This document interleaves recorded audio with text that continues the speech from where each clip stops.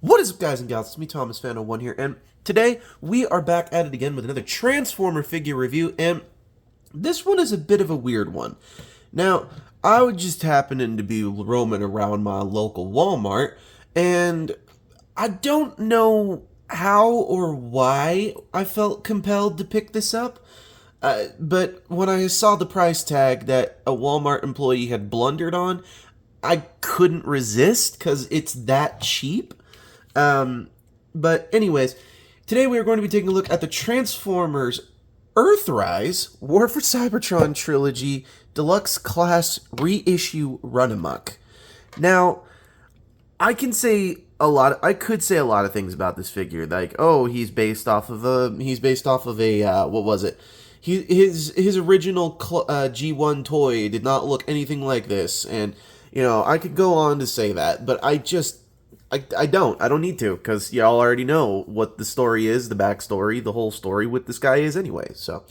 But we are going to ignore all of that for a quick moment. We're going to remove the figure and his weapon, and we are going to take a look at the packaging. And boy, has it been a minute since I have seen this Earthrise packaging. Could you... Wow. Oh, brings back a lot of Siege and Kingdom memories. And not a lot of good ones. Because these boxes were notoriously difficult to house on shelves. They just were, so. Anyways, included on said box, you do get a decoder, and there is something you can decode on here, and then you're supposed to translate it in the Cybertron language thing that they came up with, and you're supposed to cut out the backdrop and everything on the back of this. I just didn't care to do that. On this side of the packaging, you have the Earthrise image here from when they were doing the show. That's exactly when that was from. So that was from 2022, or was it 2023? I don't remember, but who cares? Anyways, on the back of said packaging, you have Runamuck in his vehicle mode and in his robot mode. The robot mode looks a little bit nicer in this picture, but it is a promo picture, so everything is all clean, all nice and dandy, and it's just, I can tell you right now it's not. So anyways, we're going to remove the packaging, and we're going to bring the figure right on in here, and here is Runamuck in his vehicle mode. And okay, it's not the figure or the mold that I have a problem with. It's the engineering that I have a problem with on this figure, okay? Let me explain. Now, when you get a normal car, or a Transformers car, or a Hot Wheels or something, you expect it to roll pretty freely when it's in vehicle mode. This don't roll freely. Oh, but because the camera's on, it's going to look like it's rolling freely. But pretty much, a lot of this stuff on these wheels just do not move. So, and a lot of that is due to the faux wheels that are more going to be shown in robot mode. So, yeah. Oh, not to mention, you also see this chest piece. Oh, look at that. There's the chest right there. False pieces. Hooray. So, anyways. But we have that, and he does come with one accessory, which is his gun, and it is Blast Effects compatible because, it's Earthrise, and all of them are Blast Effects compatibles. And there's only one place you really can store this. There's not really a spot for you to store it in vehicle mode, but you can store it on top of the vehicle mode right there, like so. And one thing that I would just like to point out as an attention to detail that I'm just noticing as we're doing this on camera, they literally did do this correctly, because the gas cap is on one side, and on the other side, there is no gas cap. So, I do appreciate the attention to detail on these figures, and take note, it is something that is becoming a lost art. Like, on certain figures, there's a gas tank on this side and on this side, because everybody needs two gas tanks, apparently. So, but anyways, we're going to get into scale comparison first, and then we are going to get into the transformation. Then we will get into final thoughts, we'll rank it, and then we shall end the video. So, here he is next to Legacy United's Optimus Prime, or the G1 Universe Optimus Prime. My copy's got some loose pieces, but it's okay. Here he is next to Studio Series 86 Galvatron. Box is right there. Right there. Here he is next to Kingdom, Rodimus, and this is the oldest of those figures that I've got that still came from the War for Cybertron Trilogy line. This is the only and oldest that I've got at the current moment. So, yeah. And finally, here he is next to Studio Series 86 Megs. I gotta say, I do quite like the way that this looks. So, there we have that. Now, let's get him into his robot mode. And to get him into robot mode, it is quite entertaining. It's not simple, but it's also not hard. So, first thing you're going to do is you're going to come to this back section here. You're just going to kind of lift it up like so, and just bring it all the way back like here, like so. Take the tires, fold them all the way in like so, and then you're just going to collapse this whole thing, and it's just going to kind of sit just like that. Is your brain broken yet? Mine sure was when we got into this. Next thing you're going to do is you're going to, let's work on the legs first, is you're going to untab this hood section after you've already tabbed that back piece in.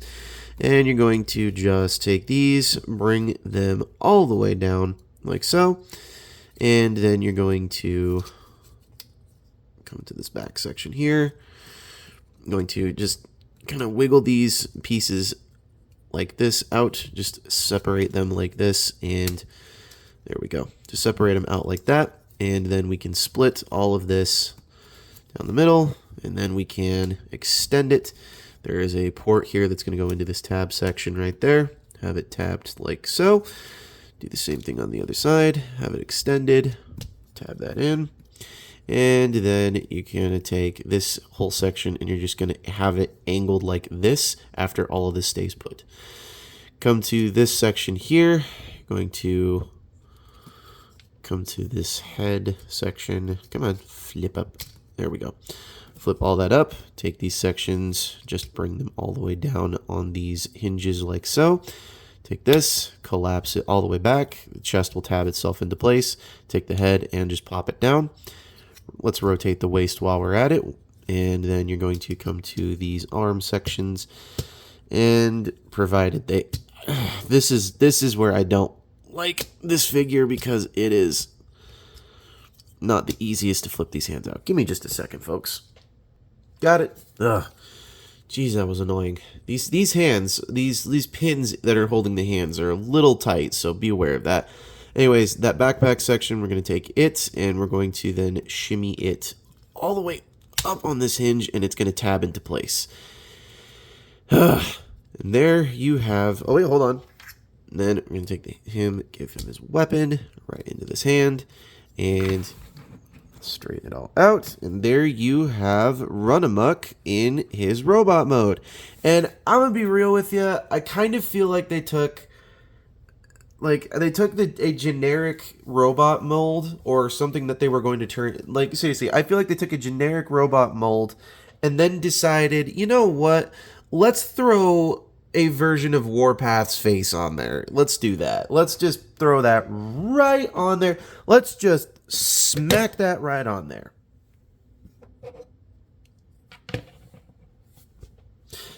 So, yeah. That's kind of how I feel about this figure. I do not love it, but I don't hate it at the same time. So, it's not the greatest figure I've come across, and it's definitely not the best reissue I've come across, but, you know, I couldn't complain. So, I'm going to tell you right now, this may or may not vary depending on which Walmart you go to, but when I was going to go acquire this, I had to ask a couple Walmart employees why on earth it was like $100 on their app, because I don't know if you guys know this, but if you download the Walmart app, you can scan the items yourself and you can see what the price is before you check out. Well, I scanned this thing 3 separate times, and I refuse to believe that a deluxe class is $100 in store at Walmart, when all the rest of the deluxe classes are roughly $30. Granted, it's like a 70% markup, but, you know, hey, I'm not thrilled about that. But anyways, or not a 70% markup. It was like a hundred and some odd percent. Point being is I'm not doing math right now. Not doing math. But the point is when I went to go check out this, they were telling me it was $100. I asked a Walmart employee. He scanned it and said, "Huh, it should be $5." I'm like, "5?" He goes, "Yeah, if you take it to the self-checkout, it should scan out as 5." He goes, "I don't understand why it was coming up on your app that it was $100." So I checked out and I went to the self-checkout line and here it is. So yeah, it was $5. Not going to complain about that price tag. So anyways, that's my story on how I acquired it. God, these legs are just hollow. Just, do not like that. I also don't appreciate the double hinge that they usually give these figures because it's like you're giving it more than it needs and it comes apart really easy when it does do that. So, nah, not a fan of that. You have to put both your fingers on the knee in order to bend it properly to get all of the motion out of it. And then you can just break the transformation joint for that. One thing I do not like about these tires is the faux tires in the back. This is what killed the lust for owning this figure for me. And the reason why these are here is that's a nod to the original G1 toy, because the original G1 toy had 2 sets of wheels on it, because the way it transformed was maybe not you, but it basically compressed up and formed a V. So the 2 tires would basically be kissing each other, and the back end would be the heels and the front end would be the toes. So it compressed up, and then those 2 back wheels were there. So that's what I'm going to attribute that to. So I'm not the biggest fan of this character, but you know what? Hey, it's fine. And the reason I'm not a big fan of this character is because I don't know much about him. So please, if you do happen to know much about this character, let me know in the comments. So let's get this guy into his scale comparison, and then we shall get into 1 or 2 more final thoughts, and then we shall rank him and get into the finale of it. So here he is next to Legacy Prime. Here he is next to Studio Series 86 Galvatron.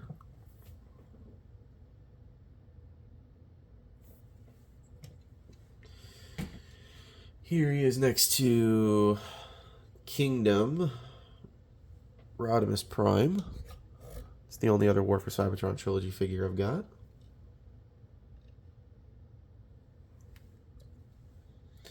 And finally, here he is next to Studio Series 86 Megs, the new standard Megatron.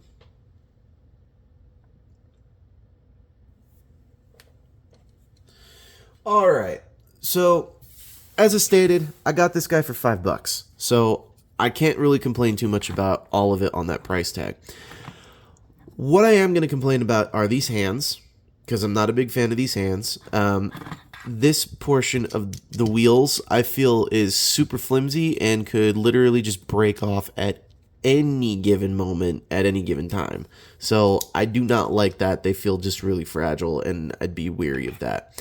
I definitely do not like the way that this head sculpt is supposed to fit into it, because I can definitely see some 7-year-old getting frustrated with it, and they break off the head. I can picture that. I can 1,000% picture that. What I do like about this figure, though, is the simplistic white design. I like the Decepticon insignia, right where the original temperature heat, what was it, the rub symbol, like you rubbed it, it heated up, and then it would do that, and it would turn into the Decepticon or the Autobot logo. Or if you had a hairdryer, you could just, do that, or if it was a hot day.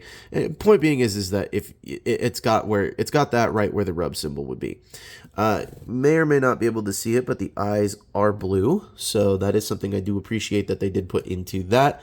I got a couple more cons before we get into one last positive about this thing, and the con is they painted over white plastic. I don't know why you would do that, but they did. So this plastic here in the back is white. and you can clearly feel that both sides are painted, and it's not just straight cast white plastic. Now, I think the reason that they did this was because the original Earthrise Soundwave and all the other figures that I'm going to assume they use the same plastic for, I'm going to assume that they yellowed. So that's probably what they were trying to avoid. However, when this, and all of this yellows, I know who I'm talking to. So, but at the same time, for $5, I can't complain too much about that. And with that price point being in mind, let's wrap this up and end it. So, I'm going to give this figure a 6.5 out of 10. If you have to buy it for regular price, if it's like mine and it's $5, then I think it's an absolute 10. But if I have to judge this as a normal reviewer, then I'm going to give this thing a 6.5 out of 10, because the transformation isn't bad, but it's not great. The backpack, I feel, the wheels could break off at any given moment.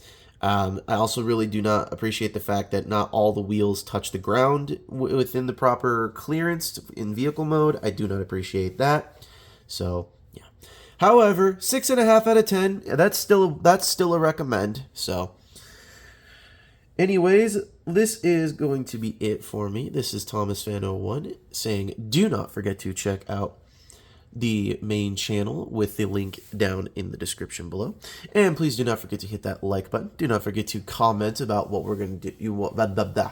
Do not forget to comment about what you want to see in the channel next, and please keep your eyes and ears tuned in for the next unbox and chill, which we are going to be unboxing this, which I managed to acquire not too long ago, as I stated previously in my Horrible review. So, anyways, let's finish this by saying, do not forget to subscribe to Jordy's Rail videos, Patrick's Voice Rail, Riveted Rail Fan, Riveted Reviews, Alexander Rothschild, iStar552, Bravely GG, Take Along Productions, Lemon Lime Studios, Kitten Cat 999, Zaga the Animator, Sentinel Edits, and oh, what the hey, we'll throw this person out there as well, Gordon the Glowworm, otherwise known as Corey Tucker on Facebook. So, anyways, this is Thomas Fan 01 saying, do not forget to keep playing with your toys.